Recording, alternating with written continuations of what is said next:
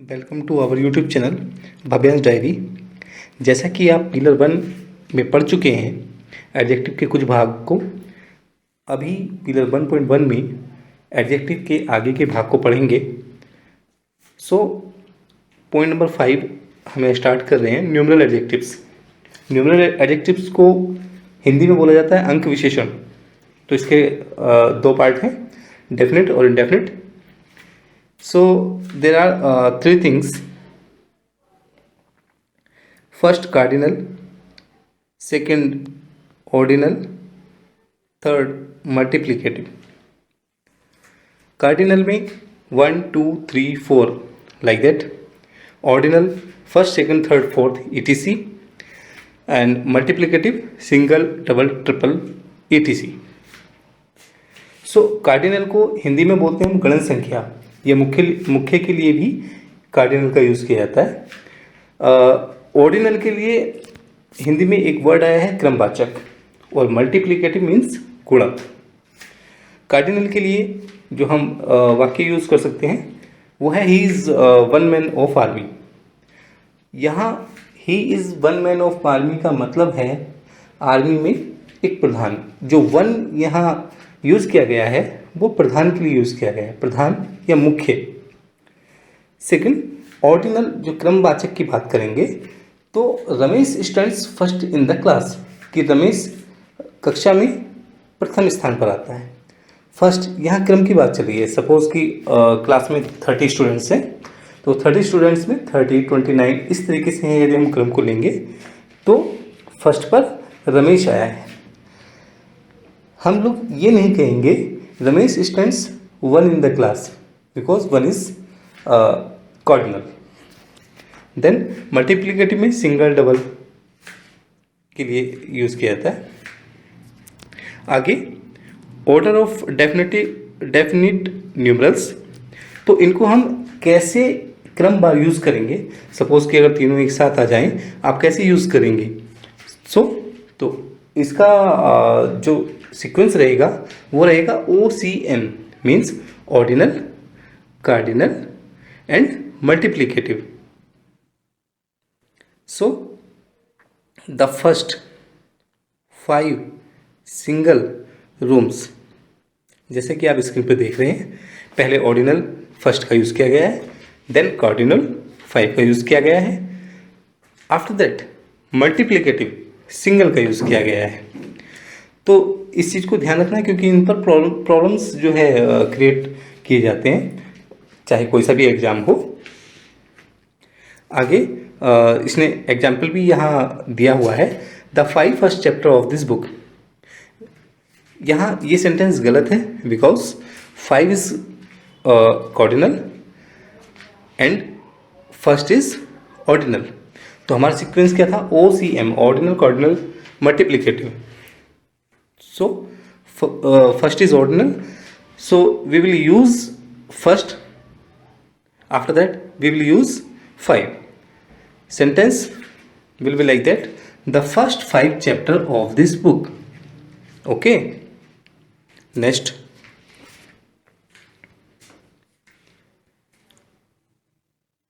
indefinite के बारे में यदि हम बात करें तो indefinite में many, A great many, a good many, a several, various, numerous, a lot of, lots of, plenty of, some, enough का यूज़ किया जाता है। अब इनके सेंटेंस के यूज़ को देख लेते हैं, कैसे सेंटेंस में इनका यूज़ किया जाता है। सपोज फर्स्ट हम मैनी को लेते हैं, तो मैनी के बारे में मैं आपको बता देता हूँ कि मैनी का use negative and interrogative sentence में तो किया जाता है, चाहे वो सब्जेक्ट में हो या ऑब्जेक्ट में। लेकिन अफर्मेटिव जो सेंटेंस होते हैं उसमें मैनी का जो यूज़ किया जाता है वो केवल सब्जेक्ट में किया जाता है, ऑब्जेक्ट में नहीं होता है। लेकिन यहाँ भी एक कंडीशन है। सपोज सेंटेंस में एज, हाउ, टू, यदि ये वर्ड आते हैं तो अफर्मेटिव सेंटेंस में भी ऑब्जेक्टिव के रूप में मैनी का यूज़ कर सकते हैं। तो मैनी का यूज़ हम लोग कैसे करेंगे, many boys came to school, बहुत से लड़के स्कूल आए थे, राइट। तो मैनी बॉयज मीन्स सब्जेक्ट में यूज़ किया है, many boys came to school, तो सब्जेक्ट में यूज़ किया है नाउन से पहले, मैनी एडजेक्टिव है। Then a great many, a good many. So there are much difference in these words, a great many, a good many. जो good many है वो कम इफ़ेक्टिव है, जो ग्रेट मैनी है वो ज़्यादा इफ़ेक्टिव है। जैसे I am staying there for a good many और ए ग्रेट मैनी रीजन्स।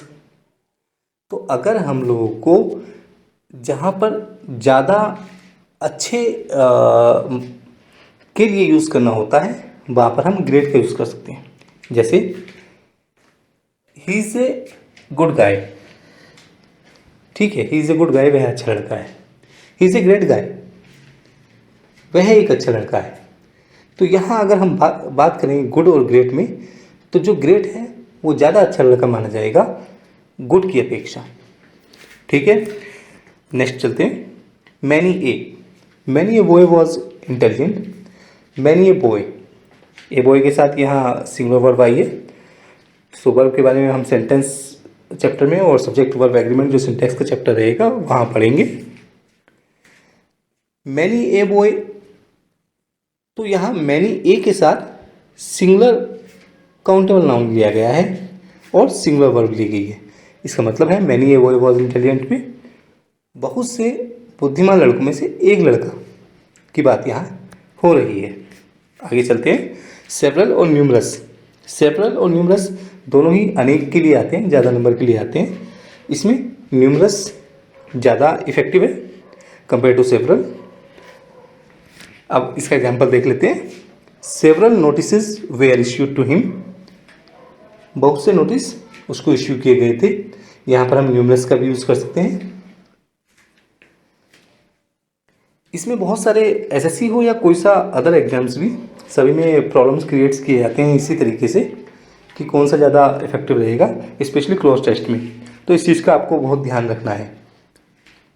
आगे चलते हैं, ए लॉट ऑफ लोट्स।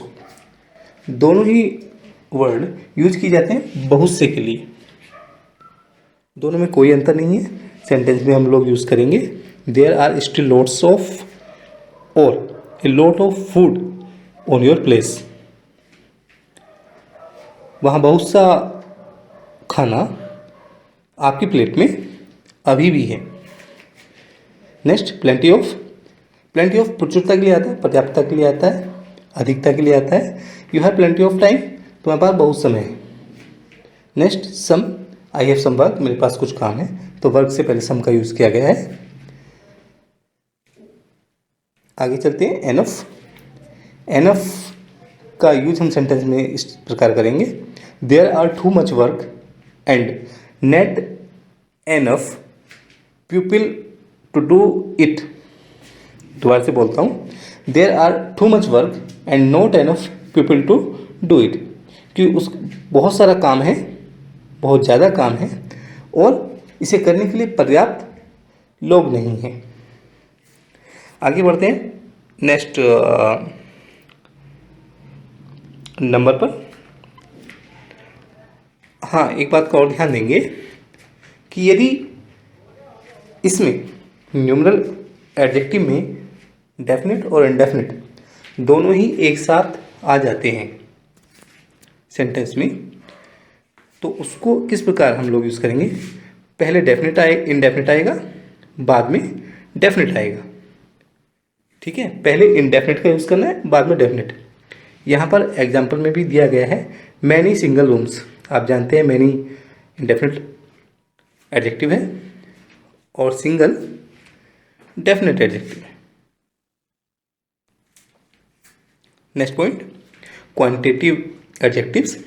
इसमें much, little, whole, a lot of, lots of, a great deal of, plenty of, some, enough, ETC. अब आप यहाँ देख रहे होंगे कि कुछ वर्ड सेम है जो हमने न्यूमरल एडजेक्टिव में भी यूज़ किए थे। ऐसे वर्ड कौन कौन से हैं, a lot of, loads of, plenty of, some और एनफ। चूँकि हम इनके बारे में बात कर चुके हैं तो इनकी बात हम लोग नहीं करेंगे। हम जो जिन शब्दों का यूज़ नहीं किया गया है हम उनके बारे में पढ़ेंगे। जैसे much, they have much money, उनके पास बहुत सा धन है। क्वालिटेटिव एडजेक्टिव क्वांटिटिव एडजेक्टिव को हिंदी में मात्रात्मक विशेषण बोलते हैं।